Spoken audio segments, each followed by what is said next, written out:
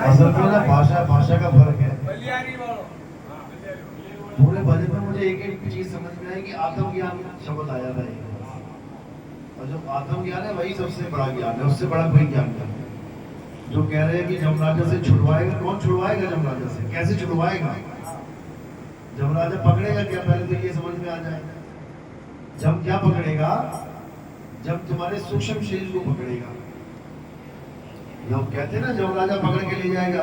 कोई आदमी मर गया, अब कोई इंतजार करे कि जमराजा आएगा इसको लेके जाएगा, ये मर गया, इसको थोड़ी नहीं लेके जाएगा, ये तो लाश पड़ी है, ये तो मिट्टी वाली लाश पड़ी है 5 तत्व की। पकड़ के किसको लेके जाएगा?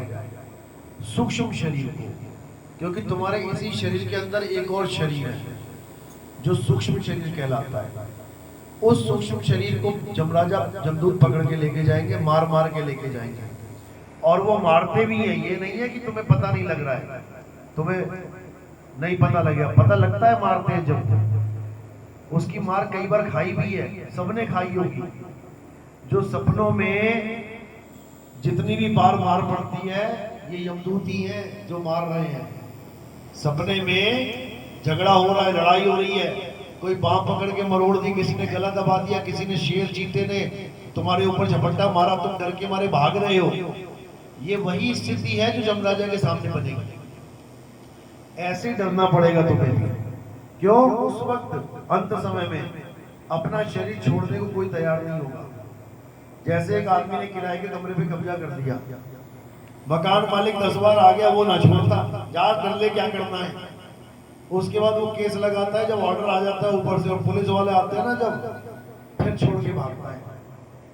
यानी जब तक ये सूक्ष्म शरीर इस शरीर को छोड़ के नहीं भागेगा, तब तक जमराजा उसको पकड़ता नहीं है। जैसे ही छोड़ के भागने लगेगा तब पकड़ लेंगे, दबोच लेंगे उसको।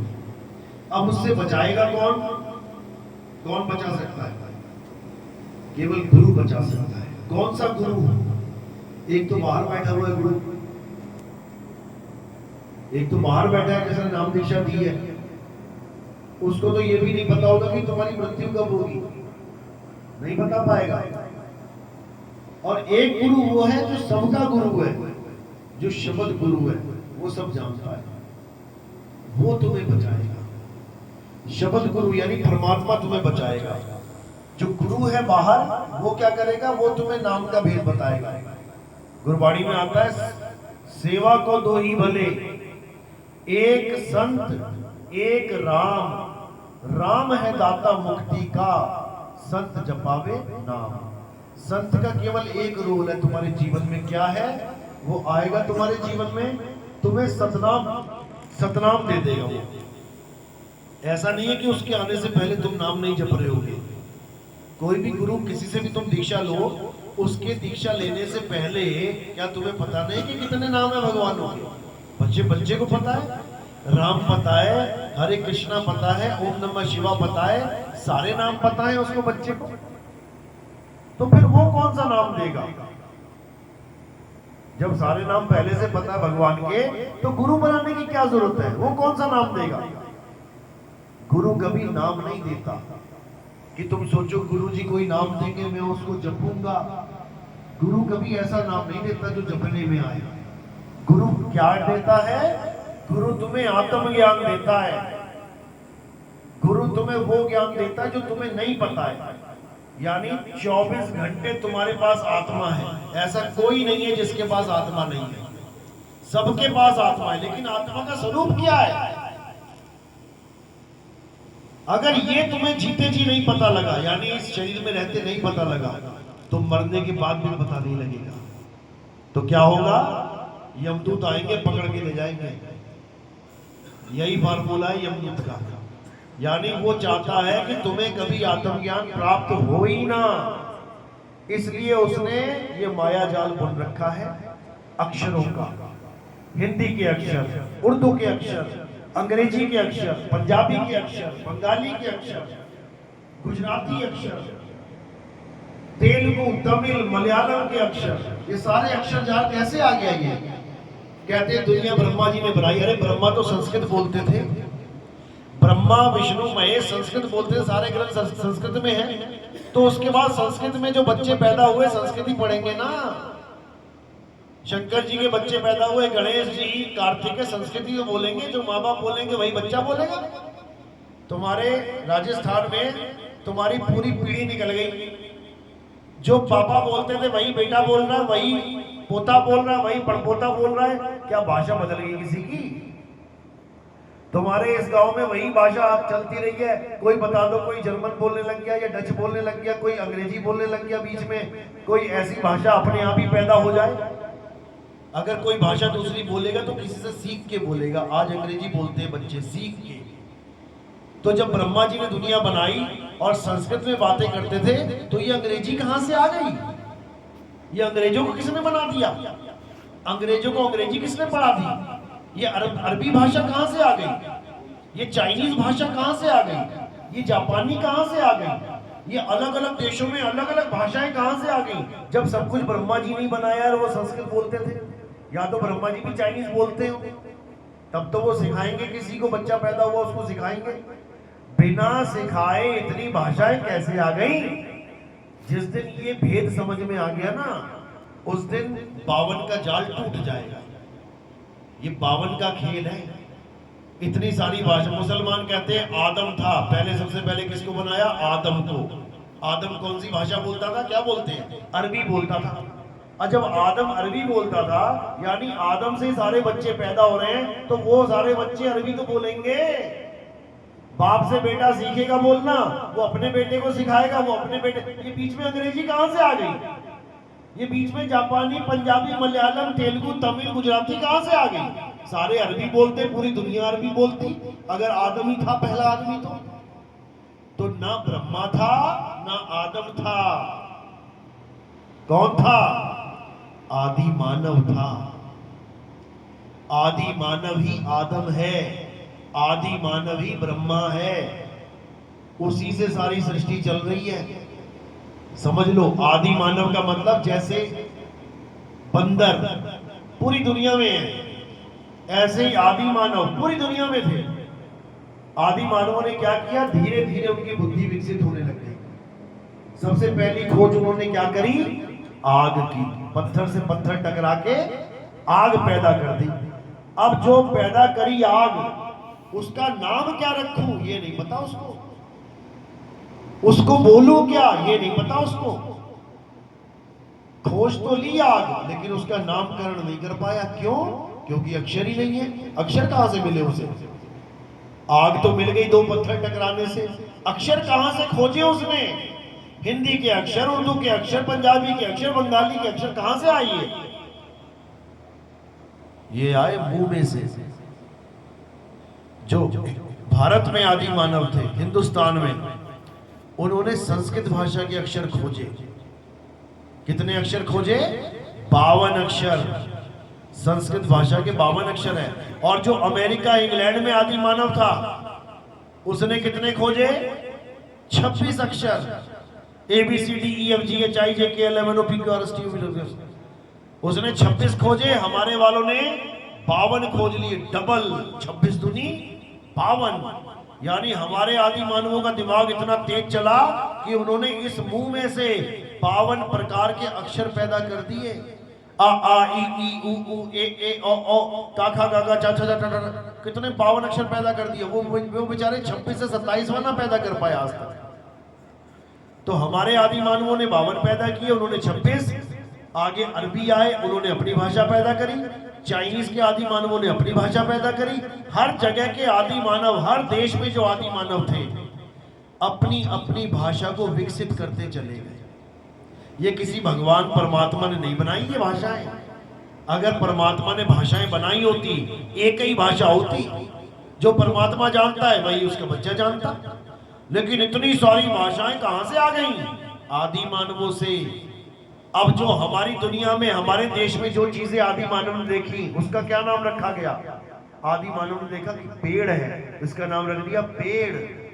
अंग्रेजों ने क्या रख दिया? ट्री।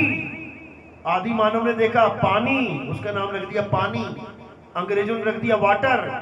हमारे वालों ने देखा सूर्य, उन्होंने रख दिया सन। हमारे वालों ने देखा चांद, उसने रख दिया मून। हमारे वालों ने देखा वायु, उसने रख दिया एयर। अलग अलग भाषाएं अलग अलग देशों में प्रचलित हो गई। हर देश में जाओगे अलग भाषा मिलेगी, A to Z सारे अक्षर अलग मिलेंगे, हर वस्तु का नाम अलग मिलेगा। यह है अक्षर ज्ञान। अब यहां तक तो ठीक है, समझ में आता है, जो चीज दिखाई दी उसका नाम रख लिया, क्योंकि चाहिए, जब वस्तु चाहिए बोलेंगे भैया हारमोनियम देना, तो कोई वो डफली थोड़ी नहीं पकड़ाएगा, ये कोई माइक थोड़ी नहीं देगा, हारमोनियम ही देगा। क्यों? मैंने भी पढ़ लिया, इन्होंने भी पढ़ लिया, सबने पढ़ लिया कि ये हारमोनियम होता है। यही हमारी शिक्षा प्रणाली है। बच्चों को स्कूल में भेजा जाता है क्या पढ़ने के लिए? ये आ से अनार, ई से इमली, ऊ से उल्लू, और सबको एक जैसी पढ़ाई पढ़ाई जाती है, ताकि बड़े होके झगड़ा ना करते रहिए कि उल्लू ऐसा नहीं वैसा होता है। पहले से दिखा दिया फोटो बना के, ऐसा होता है, आम ऐसा होता है, सेब ऐसा होता है। यानी वस्तु का ज्ञान भी करवाया जा रहा है, उसका नाम भी लिखवाया जा रहा है। यहां तक तो बात समझ में आती है। लेकिन आगे क्या हो गया? आगे भगवानों के नाम लिख दिए उसने। हिंदुस्तान वालों ने लिख दिए परमात्मा, अरबी वालों ने लिख दिया अल्लाह, अंग्रेजों ने लिख दिया गॉड, सिखों ने रख दिया सत श्री अकाल। अलग अलग देशों में अलग अलग भगवानों के नाम रख दिए, तब भी समझ में आता है, चलो नाम रख दिए कोई बात नहीं। पानी का नाम रखा है तो भगवान का भी नाम रख दिया, कोई बात नहीं। लेकिन सबसे बड़ा चक्कर क्या पड़ गया? जब इन नामों को जपने लग गए, भगवान के नाम के अलावा और कोई नाम बता दो जो हम जपते हो। किसी को प्यास लगी है, एक बार भी नाम नहीं जपेगा, पानी पानी पानी पानी। किसी को पैसा चाहिए हो, एक बार भी ना जपेगा पैसा पैसा पैसा पैसा। किसी को हीरा चाहिए, एक बार भी ना जपेगा हीरा हीरा हीरा हीरा। उसको पता है जपने से वो वस्तु मिलने वाली नहीं है। लेकिन जब बात आती है भगवान की, तो ये गुरुआ लोग क्या करते हैं? बेटा क्या चाहिए? मुझे राम चाहिए। बेटा जप राम राम राम राम। तुझे क्या चाहिए? मैं भोले शंकर का पुजारी हूँ, शिव जी का पुजारी हूँ। जप बेटा ओम नमः शिवाय, ओम नमः शिवाय। तुझे क्या चाहिए? मैं हनुमान जी का पुजारी हूँ। जप बेटा, लगा हनुमान चालीसा रटने। इसी प्रकार जो भगवान तुम्हें चाहिए, इन लोगों ने क्या कर दिया? उसी भगवान का नाम पकड़ा दिया, जपते रहे। इसी का खंडन करते हैं कबीर साहब। कबीर साहब कहते हैं जब पानी पानी जपने से पानी नहीं मिला, जब पैसा पैसा जपने से पैसा नहीं मिला, जब हीरा हीरा जपने से हीरा नहीं मिला, तो राम राम जपने से राम कैसे मिल जाएगा?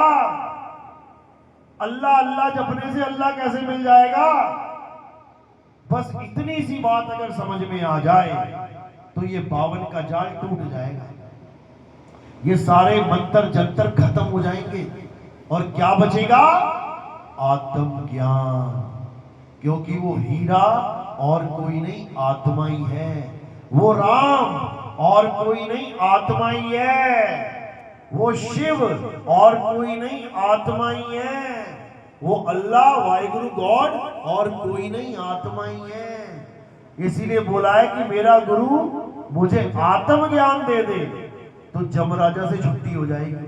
अब होगी कैसे? बस इतना समझना है। यानी हमारे अंदर एक ताकत है, हम जिसका भजन करेंगे, हम जिसका ध्यान धरेंगे, हम वैसे ही हो जाएंगे। ये हमारे अंदर गुण है। तो इसका एक ही इलाज है, गुरु कहते हैं आत्मा का ध्यान कर। जब अपनी आत्मा का ध्यान करेंगे तो हम क्या हो जाएंगे? आत्मा ही हो जाएंगे। अब अगर हम आत्मा हो गए तो आत्मा को ना तो कोई शस्त्र काट सकता, ना आत्मा को अग्नि जला सकता, ना आत्मा को वायु सुखा सकती, ना आत्मा को जल भिगो सकता। तो यमराज क्या करेगा? झक मारेगा आके। जब वो पकड़ नहीं सकता, जला नहीं सकता, काट नहीं सकता, कुछ कर ही नहीं सकता तो तुम छूट गए उसके चंगुल से। और जब तक तुम अपनी आत्मा में दृढ़ नहीं हो गए, अपने आत्म स्वरूप को प्राप्त नहीं किया, ये घसीट घसीट के मारेगा। पूरा गरुड़ महापुराण इसी पे लिखा गया है कि मरने के बाद कौन कौन सी नदियों में गोते खिलवा रहा है, बैतरणी नदी में धक्के दे रहा है। क्यों दे पा रहा है? क्योंकि तुमने शरीर धारण किया हुआ है, एक छोड़ दिया दूसरा पकड़ लिया, सूक्ष्म शरीर पकड़ लिया, अब सूक्ष्म शरीर को गोते दिलवा दिलवा के मारेगा ये।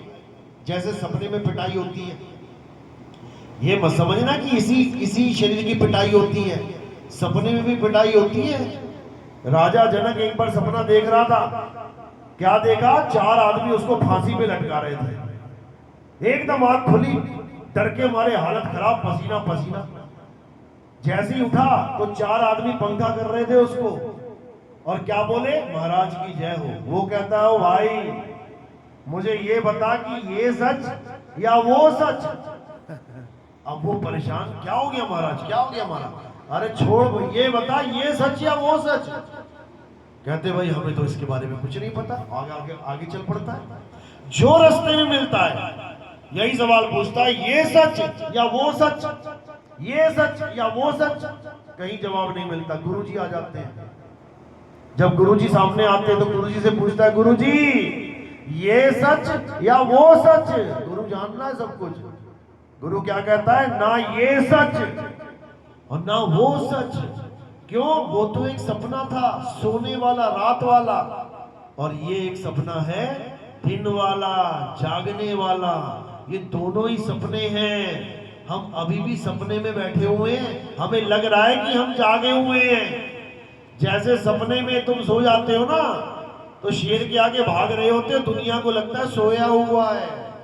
अरे हिलाना मत, पापा सो रहे हैं। पापा शेर के आगे भाग रहे हैं और पापा कह रहे हैं बचाओ बचाओ, कोई उठाओ मुझे। और बच्चा समझ रहा है नहीं नहीं पापा को हिलाना मत। अरे हिला दे, बच जाएगा वो शेरों से। तो ना ये सच ना वो सच, यानी दोनों ही अज्ञान है। इस शरीर में रहोगे ये भी मारा जाएगा। देखो कश्मीर में मारा गया कि नहीं? 28 लड़कों को मार दिया। क्यों? इस शरीर में है। और ये भी मर जाएगा तो उस शरीर में आ जाएगा, वहां भी मारा जाएगा। बैतरणी नदी है, वहां पे डुबो डुबो के मारेंगे। तो ना ये सच ना वो सच, यानी ना तो इसमें रहना है ना उसमें रहना है। कहां रहना है? अपने आत्म स्वरूप में रहना है। तो जो भजन आप गा रहे थे पिछला, बलिहारी जाऊं गुरु पे, जिसने आत्म ज्ञान दे दिया, वो यही बता रहा है कि बलिहारी जाऊं गुरु ने, जिसने मुझे आत्म ज्ञान दे दिया। और जब मैं आत्म स्वरूप में स्थित हो गया, अब यमराजा मेरा कुछ नहीं बिगाड़ सकता। अब यमराजा से हमारी छुट्टी हो गई। बोलिए बंदी छोड़ कबीर साहब की सदा ही जय हो। सदा।